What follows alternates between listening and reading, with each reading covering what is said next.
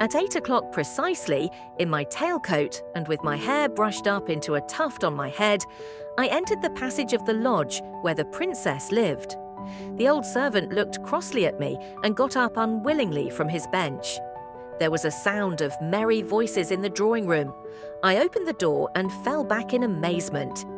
In the middle of the room was the young princess, standing on a chair, holding a man's hat in front of her. Round the chair crowded some half a dozen men. They were trying to put their hands into the hat while she held it above their heads, shaking it violently. On seeing me, she cried, "Stay, stay, another guest, he must have a ticket too." And leaping lightly down from the chair, she took me by the cuff of my coat. "Come along," she said. "Why are you standing still? Monsieur, let me make you acquainted. This is Monsieur Vladimir, the son of our neighbor. And this," she went on, addressing me and indicating her guests in turn, "Count Malevsky, Dr. Lushin, Maidanov the poet, the retired Captain Nematsky, and Bielovzorov the hussar, whom you've seen already. I hope you will be good friends." I was so confused that I did not even bow to anyone. In Dr. Lushin, I recognized the dark man who had so mercilessly put me to shame in the garden. The others were unknown to me. "Count," continued Zinaïda, "write Monsieur Vladimir a ticket." "That's not fair," was objected in a slight Polish accent by the Count, a very handsome and fashionably dressed brunette with expressive brown eyes, a thin little white nose, and delicate little moustaches over a tiny mouth. "This gentleman has not been playing forfeits with us." "It's unfair," repeated in chorus by Lovzorov, and the gentleman described as a retired captain, a man of 40, pockmarked to a hideous degree, curly-headed as a Negro, round-shouldered, bandy-legged, and dressed in a military coat without epaulettes, worn unbuttoned. "Write him a ticket, I tell you," repeated the young princess. "What's this mutiny? Monsieur Vladimir is with us for the first time, and there are no rules for him yet. It's no use grumbling. Write it, I wish it." The Count shrugged his shoulders but bowed submissively, took the pen in his white ring-bedecked fingers, tore off a scrap of paper and wrote on it. "At least let us explain to Mr. Vladimir what we are about," Lushin began in a sarcastic voice, "or else he will be quite lost. Do you see, young man, we are playing forfeits. The princess has to pay a forfeit, and the one who draws the lucky lot is to have the privilege of kissing her hand. Do you understand what I've told you?" I simply stared at him and continued to stand still in bewilderment, while the young princess jumped up on the chair again and again began waving the hat. They all stretched up to her, and I went after the rest. "Maidanov," said the princess to a tall young man with a thin face, little dim-sighted eyes, and exceedingly long black hair. "You, as a poet, ought to be magnanimous and give up your number to Monsieur Vladimir so that he may have 2 chances instead of 1. But Maidanov shook his head in refusal and tossed his hair. After all the others, I put my hand into the hat and unfolded my lot. Heavens, what was my condition when I saw on it the word kiss? "Kiss!" I could not help crying aloud. "Bravo! He has won it!" the princess said quickly. "How glad I am!" She came down from the chair and gave me such a bright, sweet look that my heart bounded. "Are you glad?" she asked me. "Me?" I faltered. "Sell me your lot," Bielovzorov growled suddenly just in my ear. "I'll give you 100 rubles." I answered the hussar with such an indignant look that Zinaïda clapped her hands, while Lushin cried, "He's a fine fellow."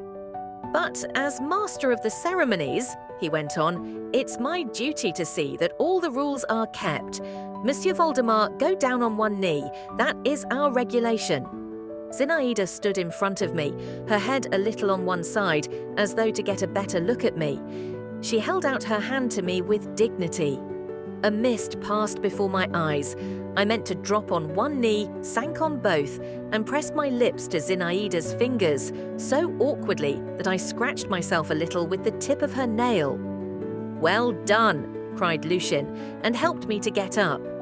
The game of forfeits went on. Zinaïda sat me down beside her. She invented all sorts of extraordinary forfeits. She had, among other things, to represent a statue, and she chose as a pedestal the hideous Nematsky, told him to bow down in an arch and bend his head down on his breast. The laughter never paused for an instant. For me, a boy constantly brought up in the seclusion of a dignified manor house, all this noise and uproar, this unceremonious, almost riotous gaiety, these relations with unknown persons were simply intoxicating. My head went round as though from wine. I began laughing and talking louder than the others, so much so that the old princess, who was sitting in the next room with some sort of clerk from the Tversky gate, invited by her for consultation on business, positively came in to look at me. But I felt so happy that I did not mind anything. I didn't care a straw for anyone's jeers or dubious looks. Zinaïda continued to show me a preference and kept me at her side. In one forfeit, I had to sit by her, both hidden under one silk handkerchief. I was to tell her my secret. I remember our two heads being all at once in a warm, half-transparent, fragrant darkness. The soft, close brightness of her eyes in the dark, and the burning breath from her parted lips, and the gleam of her teeth, and the ends of her hair tickling me and setting me on fire. I was silent. She smiled slyly and mysteriously, and at last whispered to me, "Well, what is it?" But I merely blushed and laughed and turned away, catching my breath. We got tired of forfeits. We began to play a game with a string. My God, what were my transports when, for not paying attention, I got a sharp and vigorous slap on my fingers from her, and how I tried afterwards to pretend that I was absent-minded, and she teased me and would not touch the hands I held out to her. What didn't we do that evening? We played the piano and sang and danced and acted a gypsy encampment. Nematsky was dressed up as a bear and made to drink salt water. Count Malevsky showed us several sorts of card tricks and finished, after shuffling the cards, by dealing himself all the trumps at whist, on which Lushin had the honor of congratulating him. Maidanov recited portions from his poem The Manslayer. Romanticism was at its height at this period, which he intended to bring out in a black cover with the title in blood-red letters. They stole the clerk's cap off his knee and made him dance a Cossack dance by way of ransom for it. They dressed up old Vonifati in a woman's cap, and the young princess put on a man's hat. I could not enumerate all we did. Only Bylovzorov kept more and more in the background, scowling and angry. Sometimes his eyes looked bloodshot, he flushed all over, and it seemed every minute as though he would rush out upon us all and scatter us like shavings in all directions. But the young princess would glance at him and shake her finger at him, and he would retire into his corner again. We were quite worn out at last. Even the old princess, though she was ready for anything, as she expressed it, and no noise wearied her, felt tired at last and longed for peace and quiet. At 12 o'clock at night, supper was served, consisting of a piece of stale, dry cheese and some cold turnovers of minced ham, which seemed to me more delicious than any pastry I had ever tasted. There was only one bottle of wine, and that was a strange one, a dark-coloured bottle with a wide neck, and the wine in it was of a pink hue. No one drank it, however. Tired out and faint with happiness, I left the lodge. At parting, Zinaïda pressed my hand warmly and again smiled mysteriously. The night air was heavy and damp in my heated face. A storm seemed to be gathering. Black storm clouds grew and crept across the sky, their smoky outlines visibly changing. A gust of wind shivered restlessly in the dark trees, and somewhere, far away on the horizon, muffled thunder angrily muttered, as it were to itself. I made my way up to my room by the back stairs. My old man nurse was asleep on the floor, and I had to step over him. He waked up, saw me, and told me that my mother had again been very angry with me, and had wished to send after me again, but that my father had prevented her. I had never gone to bed without saying good night to my mother and asking her blessing. There was no help for it now. I told my man that I would undress and go to bed by myself, and I put out the candle, but I did not undress and did not go to bed. I sat down on a chair and sat a long while as though spellbound. What I was feeling was so new and so sweet. I sat still, hardly looking round and not moving, drew slow breaths, and only from time to time laughed silently at some recollection, or turned cold within at the thought that I was in love, that this was she, that this was love. Zinaida's face floated slowly before me in the darkness, floated and did not float away. Her lips still wore the same enigmatic smile. Her eyes watched me, a little from one side, with a questioning, dreamy, tender look, as at the instant of parting from her. At last I got up, walked on tiptoe to my bed, and without undressing, laid my head carefully on the pillow, as though I were afraid by an abrupt movement to disturb what filled my soul. I lay down, but did not even close my eyes. Soon I noticed that faint glimmers of light of some sort were thrown continually into the room. I sat up and looked at the window.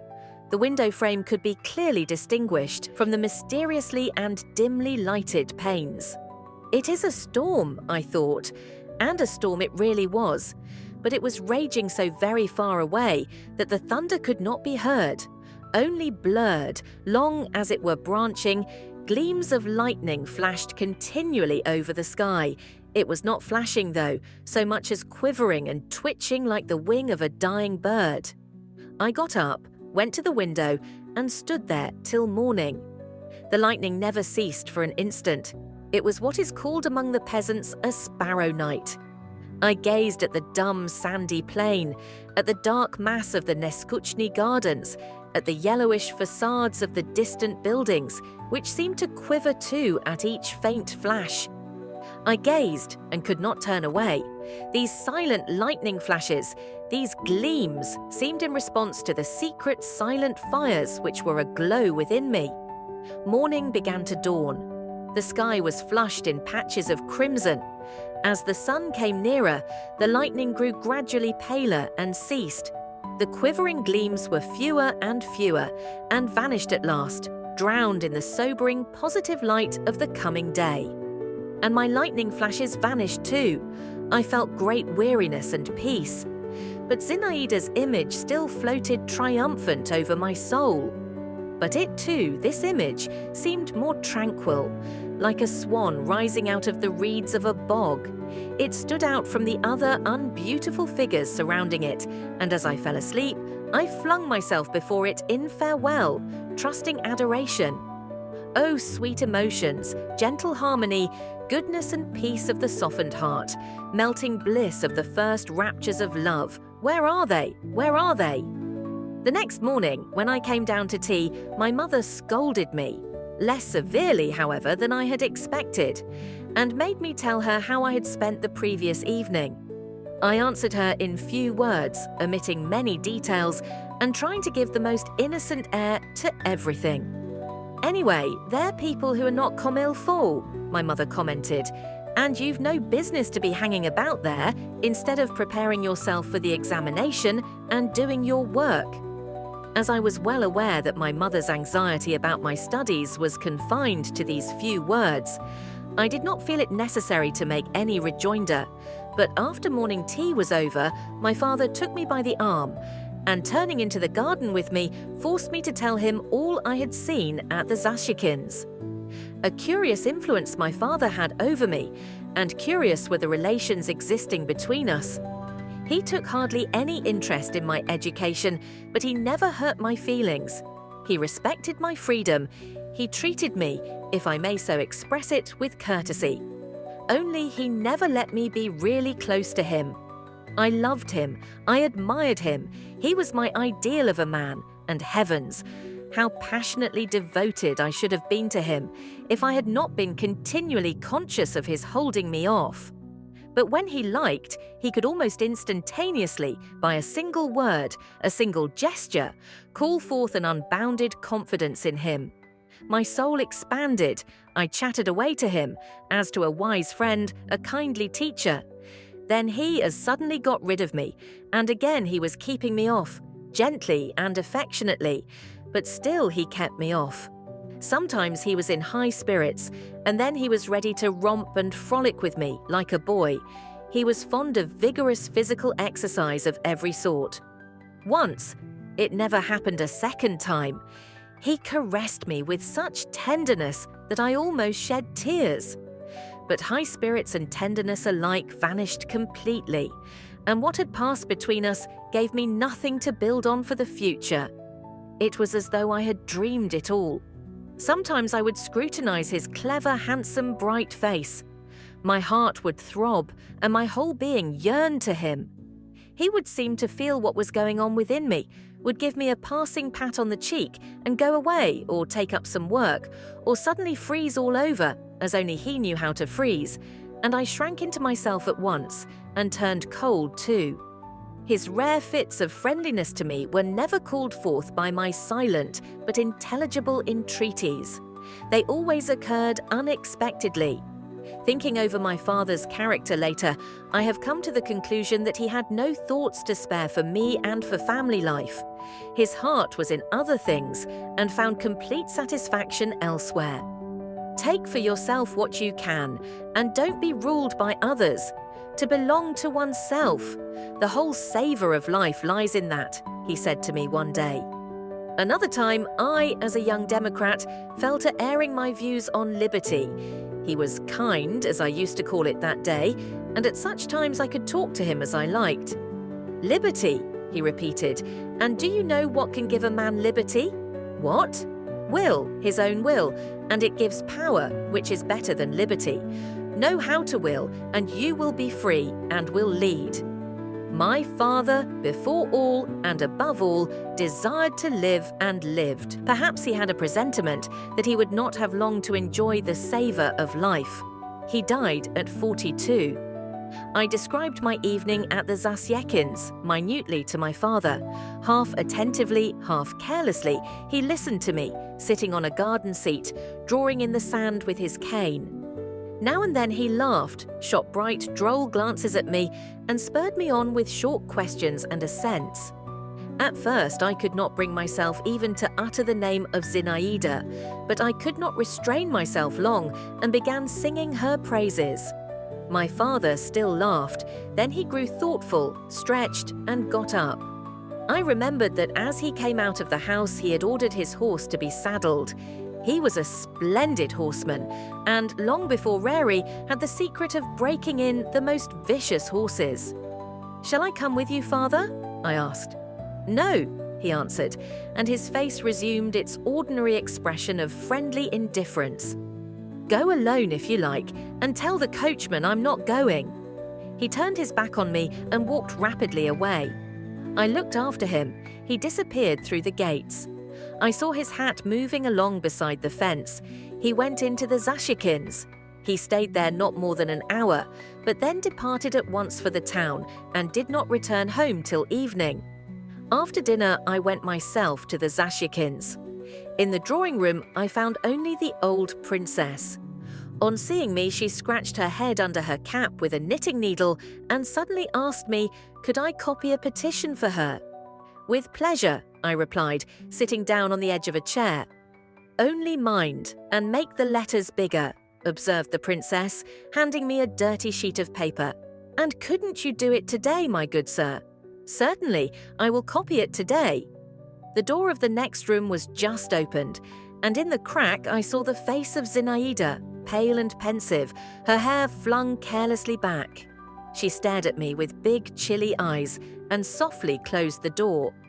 "Zina, Zina!" called the old lady. Zinaïda made no response. I took home the old lady's petition and spent the whole evening over it. My passion dated from that day. I felt at that time, I recollect, something like what a man must feel on entering the service. I had ceased now to be simply a young boy. I was in love. I have said that my passion dated from that day. I might have added that my sufferings too dated from the same day. Away from Zinaïda, I pined. Nothing was to my mind. Everything went wrong with me. I spent whole days thinking intensely about her. I pined when away, but in her presence I was no better off. I was jealous. I was conscious of my insignificance. I was stupidly sulky or stupidly abject, and all the same, an invincible force drew me to her, and I could not help a shudder of delight whenever I stepped through the doorway of her room. Zinaïda guessed at once that I was in love with her, and indeed I never even thought of concealing it. She amused herself with my passion, made a fool of me, petted and tormented me. There is a sweetness in being the sole source, the autocratic and irresponsible cause of the greatest joy and profoundest pain to another. And I was like wax in Zinaïda's hands, though indeed I was not the only one in love with her. All the men who visited the house were crazy over her, and she kept them all in leading strings at her feet. It amused her to arouse their hopes and then their fears, to turn them round her finger. She used to call it knocking their heads together, while they never dreamed of offering resistance and eagerly submitted to her. About her whole being, so full of life and beauty, there was a peculiarly bewitching mixture of slyness and carelessness, of artificiality and simplicity, of composure and frolicsomeness.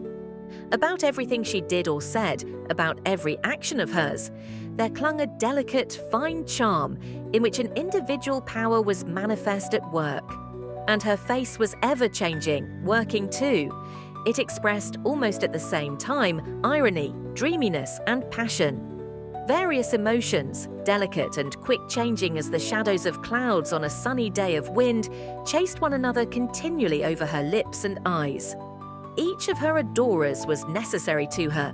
Byelovzorov, whom she sometimes called my wild beast, and sometimes simply mine, would gladly have flung himself into the fire for her sake. With little confidence in his intellectual abilities and other qualities, he was forever offering her marriage, hinting that the others were merely hanging about with no serious intention. Maidanov responded to the poetic fibers of her nature. A man of rather cold temperament, like almost all writers, he forced himself to convince her, and perhaps himself, that he adored her, sang her praises in endless verses, and read them to her with a peculiar enthusiasm, at once affected and sincere.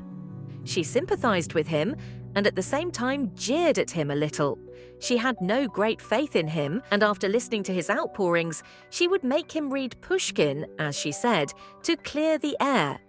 Lushin, the ironical doctor, so cynical in words, knew her better than any of them, and loved her more than all, though he abused her to her face and behind her back. She could not help respecting him, but made him smart for it, and at times, with a peculiar, malignant pleasure, made him feel that he too was at her mercy. "I'm a flirt, I'm heartless, I'm an actress in my instincts," she said to him one day in my presence. "Well and good, give me your hand then, I'll stick this pin in it. You'll be ashamed of this young man seeing it, it will hurt you, but you'll laugh for all that, you truthful person." Lushin crimsoned, turned away, bit his lips, but ended by submitting his hand. She pricked it, and he did in fact begin to laugh. And she laughed, thrusting the pin in pretty deeply and peeping into his eyes, which he vainly strove to keep in other directions. I understood least of all the relations existing between Zinaïda and Count Malevsky.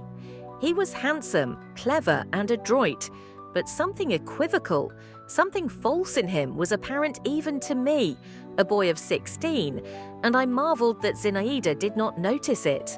But possibly she did notice this element of falsity really, and was not repelled by it.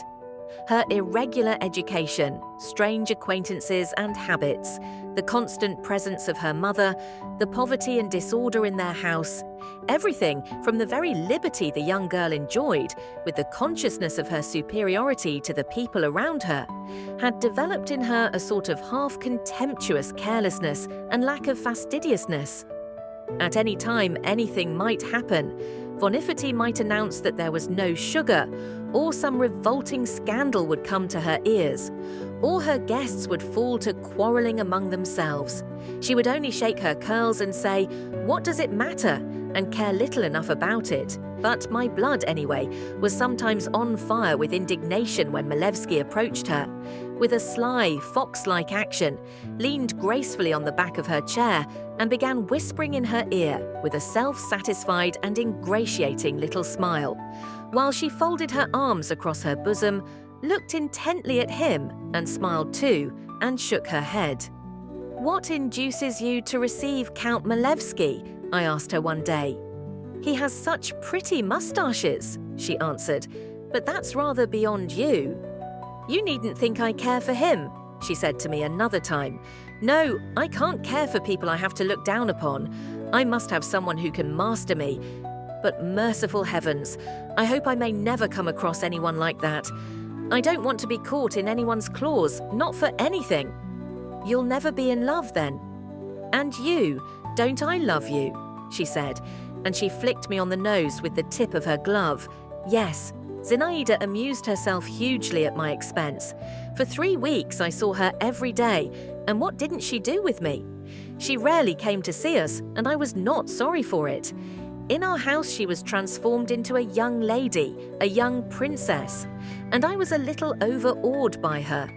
I was afraid of betraying myself before my mother. She had taken a great dislike to Zinaïda and kept a hostile eye upon us. My father I was not so much afraid of. He seemed not to notice me. He talked little to her, but always with special cleverness and significance. I gave up working and reading.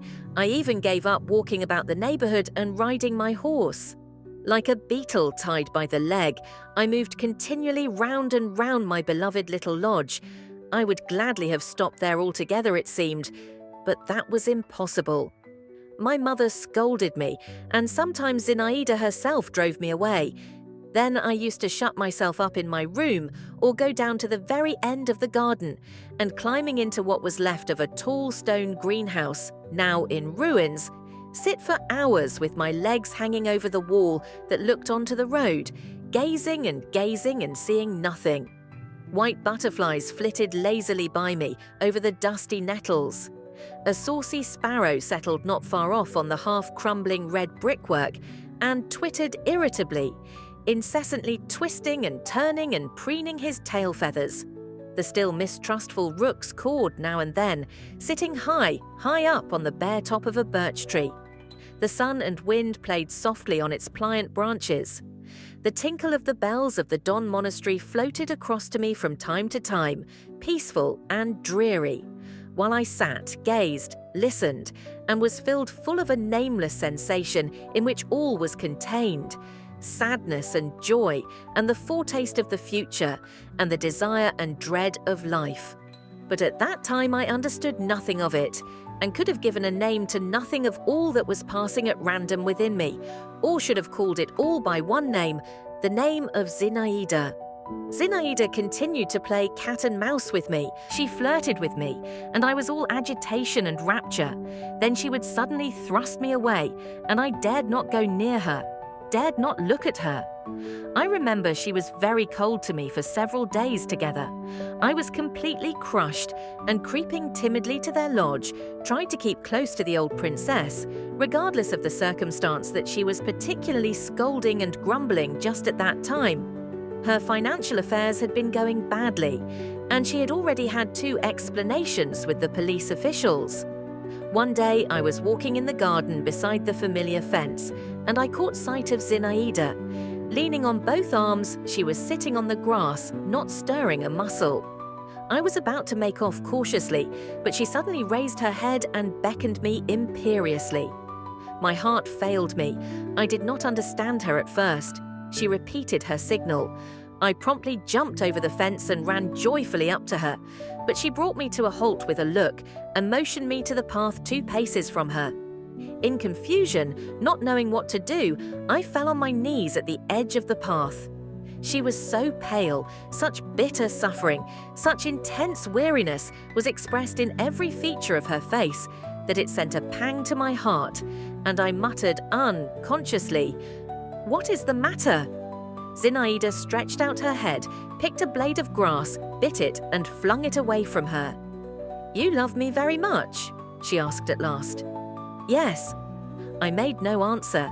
Indeed, what need was there to answer? "Yes," she repeated, looking at me as before. "That's so, the same eyes," she went on, sank into thought and hid her face in her hands. "Everything's grown so loathsome to me," she whispered. "I would have gone to the other end of the world first. I can't bear it.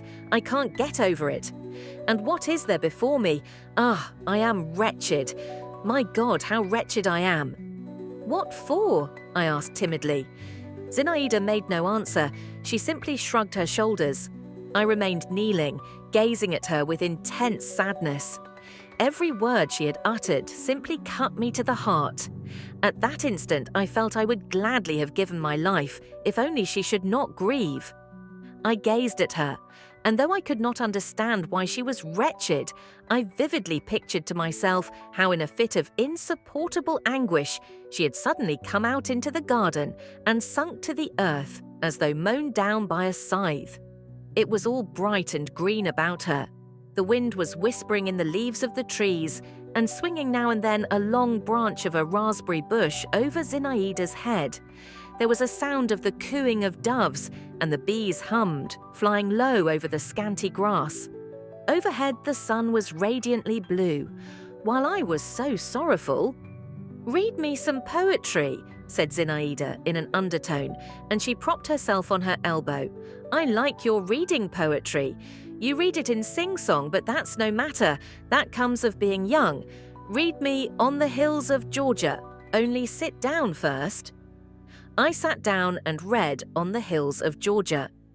"That the heart cannot choose but love," repeated Zinaïda.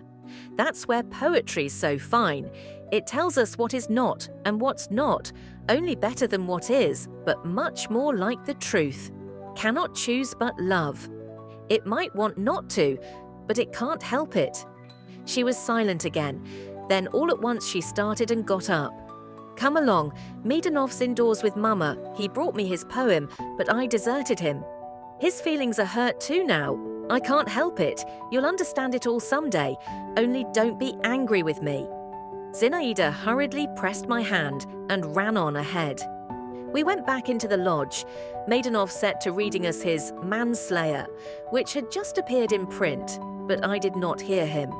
He screamed and drawled his 4-foot iambic lines. The alternating rhythms jingled like little bells, noisy and meaningless, while I still watched Zinaïda and tried to take in the import of her last words. "Perchance some unknown rival has surprised and mastered thee," Maidanov bawled suddenly through his nose, and my eyes and Zinaïda's met. She looked down and faintly blushed. I saw her blush and grew cold with terror.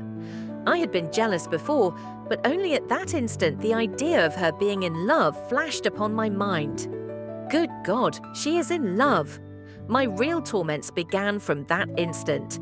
I racked my brains, changed my mind, and changed it back again, and kept an unremitting, though as far as possible, secret watch on Zinaïda. A change had come over her, that was obvious. She began going walks alone, and long walks. Sometimes she would not see visitors. She would sit for hours together in her room. This had never been a habit of hers till now. I suddenly became, or fancied I had become, extraordinarily penetrating. Isn't it he, or isn't it he? I asked myself, passing in inward agitation from one of her admirers to another. Count Malevsky secretly struck me as more to be feared than the others, though. For Zinaïda's sake, I was ashamed to confess it to myself. My watchfulness did not see beyond the end of my nose, and its secrecy probably deceived no one. Anyway, Dr. Lushin soon saw through me. But he too had changed of late. He had grown thin, he laughed as often, but his laugh seemed more hollow, more spiteful, shorter. An involuntary nervous irritability took the place of his former light irony and assumed cynicism. "Why are you incessantly hanging about here, young man?" he said to me one day when we were left alone together in the Zashekin's drawing room. The young princess had not come home from a walk, and the shrill voice of the old princess could be heard within. She was scolding the maid. "You ought to be studying, working, while you're young, and what are you doing?" "You can't tell whether I work at home. I retorted with some haughtiness, but also with some hesitation. A great deal of work you do. That's not what you're thinking about. Well, I won't find fault with that. At your age, that's in the natural order of things. But you've been awfully unlucky in your choice. Don't you see what this house is? I don't understand you, I observed. You don't understand. So much the worse for you. I regard it as a duty to warn you. Old bachelors like me can come here. What harm can it do us? We're tough. Nothing can hurt us. What harm can it do us? But your skin's tender yet. This air is bad for you. Believe me, you may get harm from it. How so? Why, are you well now? Are you in a normal condition? Is what you're feeling beneficial to you, good for you? Why, what am I feeling? I said, while in my heart I knew the doctor was right. Ah, young man, the doctor went on with an intonation that suggested that something highly insulting to me was contained in these two words. What's the use of your prevaricating when, thank God, what's in your heart is in your face so far? But there, what's the use of talking? I shouldn't come here myself if… The doctor compressed his lips. If I weren't such a queer fellow. Only this is what surprises me, how it is you, with your intelligence, don't see what is going on around you. And what is going on? I put in, all on the alert. The doctor looked at me with a sort of ironical compassion. Nice of me, he said as though to himself, as if he need know anything of it. In fact, I tell you again, he added, raising his voice, the atmosphere here is not fit for you. You like being here, but what of that? It's nice and sweet-smelling in a greenhouse, but there's no living in it. Yes, do as I tell you, and go back to your Kaidanov. The old princess came in and began complaining to the doctor of her toothache. Then Zinaïda appeared. Come, said the old princess.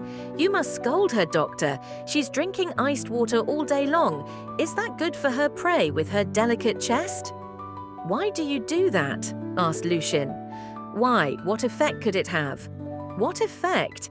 You might get a chill and die. Truly? Do you mean it? Very well, so much the better. A fine idea, muttered the doctor. The old princess had gone out. Yes, a fine idea, repeated Zinaïda. Is life such a festive affair? Just look about you. Is it nice, eh? Or do you imagine I don't understand it and don't feel it? It gives me pleasure, drinking iced water. And can you seriously assure me that such a life is worth too much to be risked for an instant's pleasure, happiness I won't even talk about? Oh, very well, remarked Lucien. Caprice and irresponsibility. Those two words sum you up. Your whole nature's contained in those two words. Zinaïda laughed nervously. You're late for the post, my dear doctor. You don't keep a good lookout. You're behind the times. Put on your spectacles. I'm in no capricious humour now. To make fools of you, to make a fool of myself. Much fun there is in that.